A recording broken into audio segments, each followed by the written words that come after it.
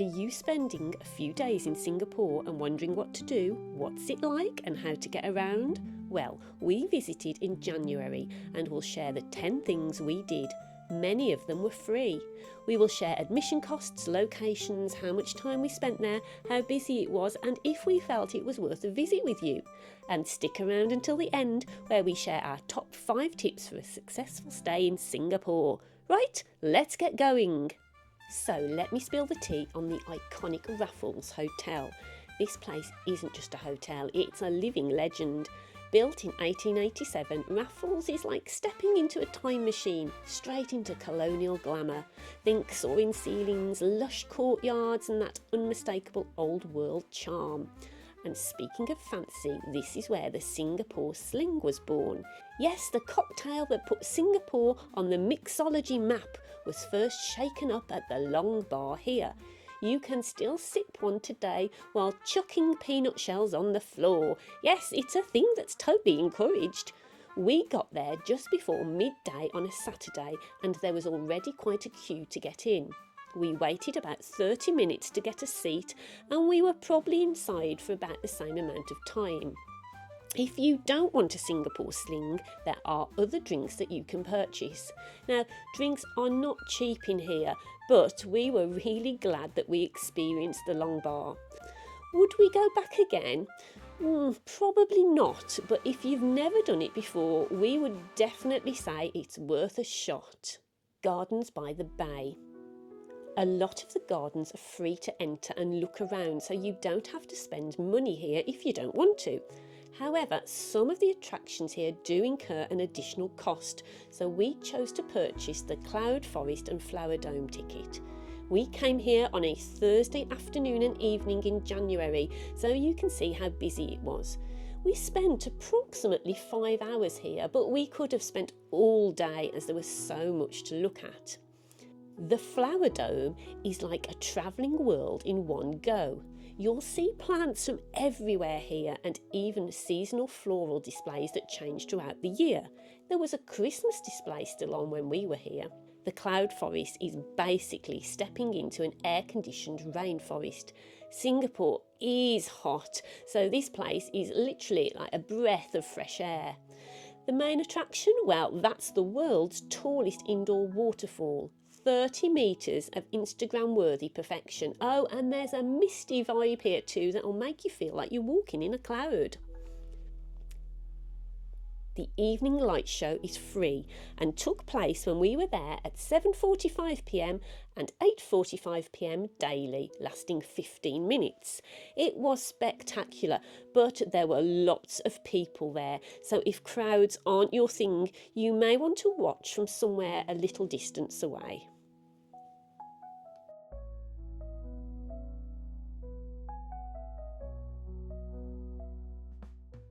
Marina Bay Shops. Home to 18 duplex and flagship stores by some of the most coveted luxury brands, The Shops is a shopping destination like no other.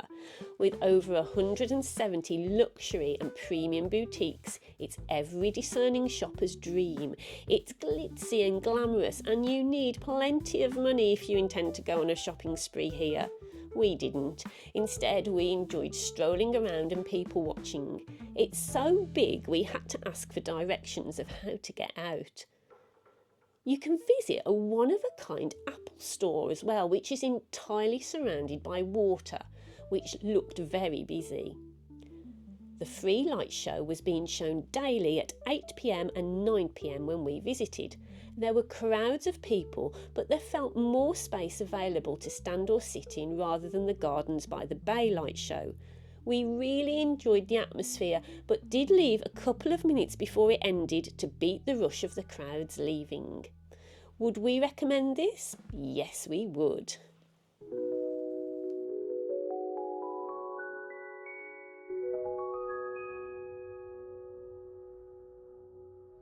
You can get to Sentosa Island by cable car, Sentosa Express, bus, taxi, walk or cycle. The website gives you all the details. The island hosts many attractions that are free and also chargeable, so there is enough for everyone to do no matter what your budget. We enjoyed walking along the beach and watching the ships in the distance. For the more adventurous, you can try skydiving or the luge, which seemed very popular. The free nature discovery was more our thing, and we enjoyed a wander around this area as well as a bit of retail therapy. We were on the island for about 3 to 4 hours, and we didn't spend any money other than a drink, and we had a wonderful time. Is it worth a visit? I think so. If you're someone who enjoys the beach and wants to experience some different attractions, it's well worth going to. Fort Silo is situated on Sentosa Island, and it is free to enter, and you can access it across the magnificent sky bridge, giving you wonderful views. It is Singapore's only well-preserved coastal fort that remains and served as part of the country's defences. The on-site military museum contains a treasure trove of World War II memorabilia, including coastal guns, the remains of fortified military structures and tunnels, as well as an interactive video documentary complete with wax figures of Japanese and British soldiers at the surrender chambers. It was very quiet when we visited on a Friday morning, with hardly anyone there, which added to the eeriness of the museum. We would definitely recommend a visit. We learnt a lot and spent about 2 hours here. We purchased our cable car tickets at a booth in Vivo City Shopping Mall and got a discount on the price, so it may be worth checking for any offers before you purchase. We got on at the harbourfront station for a round trip.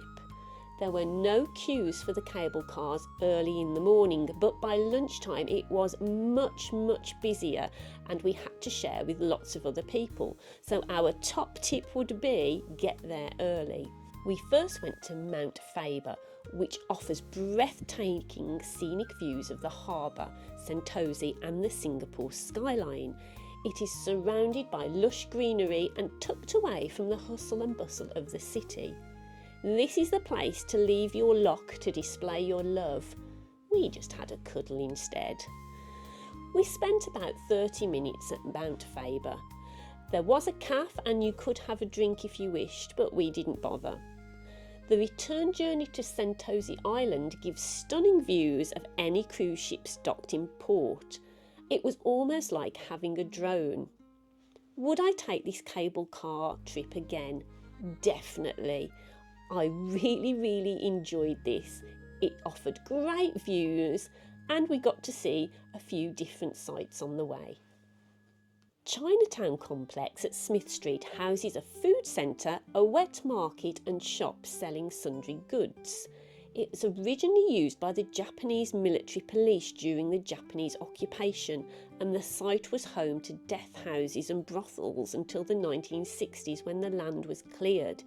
In 1975, construction work began and the site transformed into what it is today, the heartbeat of Chinatown. Now, this place is huge, selling a marvellous array of produce. It's the place to come if you want some good value, authentic Chinese food. The locals love it here, and I can definitely see why.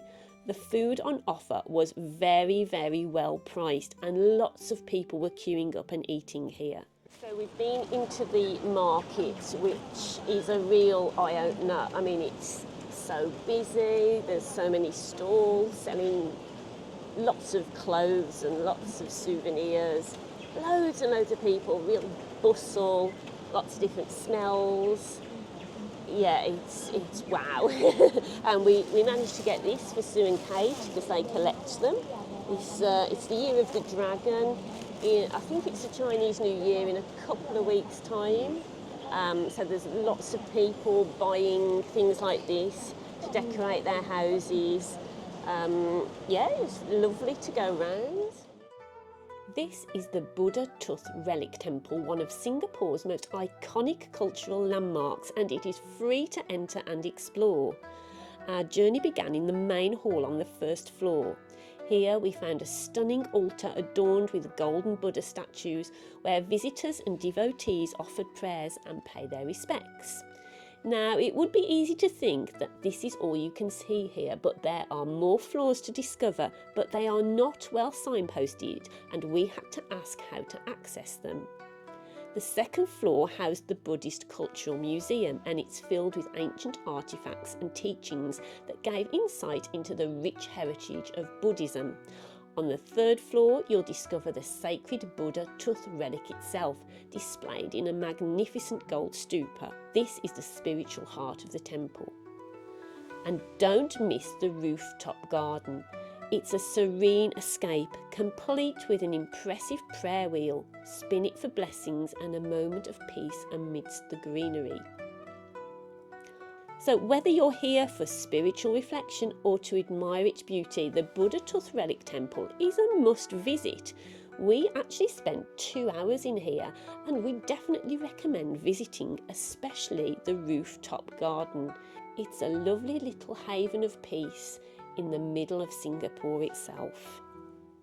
Nestled in the heart of bustling Singapore lies Fort Canning Park, a historical and cultural treasure trove surrounded by stunning greenery. It is such a big park, it even has escalators. Once again, this is a free attraction, and when we visited there on a Friday morning, there were a few locals enjoying the green space, but very few tourists. Once known as Forbidden Hill, Fort Canning is steeped in history dating back to the 14th century and was the seat of the ancient Malay royalty. Now, it's not just about history. Fort Canning is a modern day escape, and we spent 2 hours wandering around the park and had a fabulous time looking at sculptures, streams and stunning planting schemes. Welcome to the National Museum of Singapore, where history meets innovation. Established in 1887, this is the oldest museum in Singapore, but it's anything but outdated. It's not just a place to learn, it is a journey through Singapore's past, present and future. Step into the galleries to uncover stories of Singapore's colonial days, its vibrant multicultural heritage and its transformation into a global city. It's perfect for history buffs, families and curious travellers alike. The museum combines traditional storytelling with technology to make learning truly engaging. Now, we visited on a Friday lunchtime and we spent a couple of hours here. It was busy with locals and tourists, but there was plenty of space to be able to access all the information on offer. We learnt an awful lot about the country here and we felt it was well worth a visit. Now on to our 5 top tips to help you in Singapore. Number 1, use the MRT to get around Singapore. It is clean, quick, efficient, cost effective and safe. You can either purchase a ticket for travel or do what we did and use your card or phone for contactless payment each time you enter and exit a station. You do need to use a contactless method for each individual. You cannot pay for multiple people using one card. The map and timetable are easy to navigate and the trams run every few minutes. 2. Bring currency. We made the mistake of thinking everywhere would accept card payment in Singapore. Whilst this is true in most places, we did find that in Chinatown we did need some local currency to purchase items at the market. If this area of Singapore is on your to-do list, bring some Singapore dollars with you. 3. Singapore is not a cheap city. Prices can be expensive, therefore take advantage of the many wonderful free attractions that it can offer you. You will have seen some of the things we got up to. Most of them were free. 4. If you need directions or information about something, ask a local. We found the citizens of Singapore some of the friendliest, polite and well-mannered people we have ever met. English is an official language in Singapore and all the signs were in English, so it was an easy city to explore with little language barriers.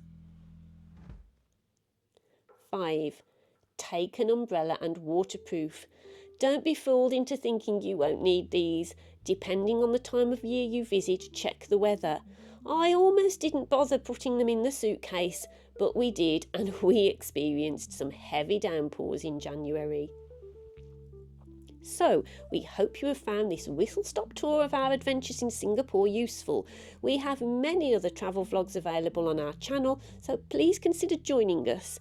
Thanks for watching and happy travels!